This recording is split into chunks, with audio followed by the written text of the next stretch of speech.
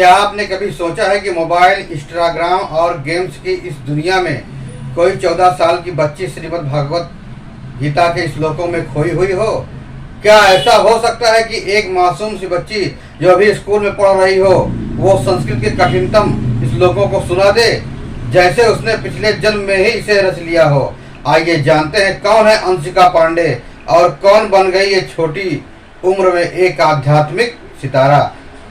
सुल्तानपुर जिले के एक साधारण से परिवार में जन्मी अंशिका पांडे दिखने में भले ही एक सामान्य बच्ची लगी, लेकिन उसकी सोच, उसकी रुचि और जीवन शैली उन्हें असामान्य बनाती है। जहां उम्र में उनके हम उम्र बच्चे कार्टून, गेम्स और सोशल मीडिया की दुनिया में डूबे रहते हैं, वहीं अंशिका की दुनिया एकदम अलग है, शांति से भरी, आध्यात्म की ओर झुकी हुई। अंशिका कहती है कि मुझे नहीं पता कब भगवान श्री कृष्ण मेरे मन में बस गए। बस इतना जानती हूँ कि जब भी मैं भागवत पढ़ती हूँ वो लगता है कि जैसे मैं अपने असली घर में हूँ। अंशिका की यह रुचि कोई अचानक नहीं बनी। उनके पिता सतीश एक पेशेवर डॉक्टर होते हुए भी धर्म और संस्कारों में गहरी आस्था रखते हैं। उन्होंने न सिर्फ बेटी की भावनाओं को समझा बल्कि उसे दिशा देने का भी संकल्प लिया। इस सोच के साथ अंशिका को भेजा वृंदावन, जहां भागवत के अनुभवी आचार्यों ने उन्हें संस्कृत श्लोक और पुराणों का ज्ञान प्राप्त करना शुरू किया। और देखिए परिणाम, आज अंशिका श्रीमद् भागवत के दर्जनों श्लोकों को न केवल याद कर चुकी है बल्कि उसके अर्थ, प्रसंग और उपयोग भी समझने लगी है। अंशिका आज भले ही कक्षा 8वीं की छात्रा है, लेकिन उनके विचार, भाषा और समझ में एक परिपक्वता है जो 40 वर्ष के व्यक्ति में भी कम ही देखने को मिलता है।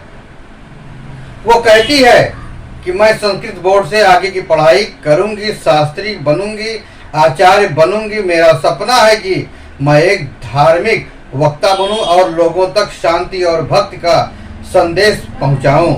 यह सपना सिर्फ उसका नहीं है, ये उसके माता पिता का भी है।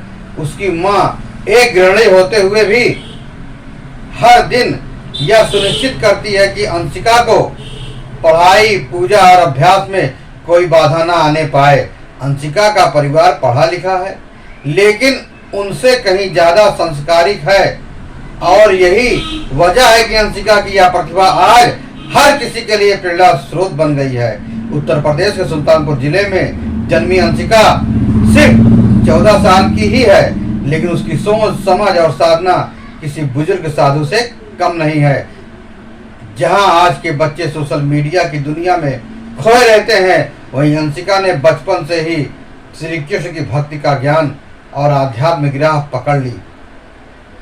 जब पूरी दुनिया तकनीक की चकाचौंध में भाग रही हो, तब यह बच्ची अपने भीतर की रोशनी खोज रही है।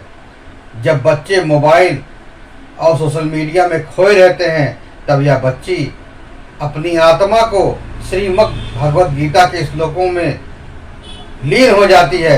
यह सिद्ध कर दिया कि आध्यात्म कोई उम्र नहीं देखता, न ही यह किसी परंपरा का बंधन है, बल्कि यह आत्मा का वह दीपक है जो एक बार जल जाए तो जीवन भर रोशनी देता है।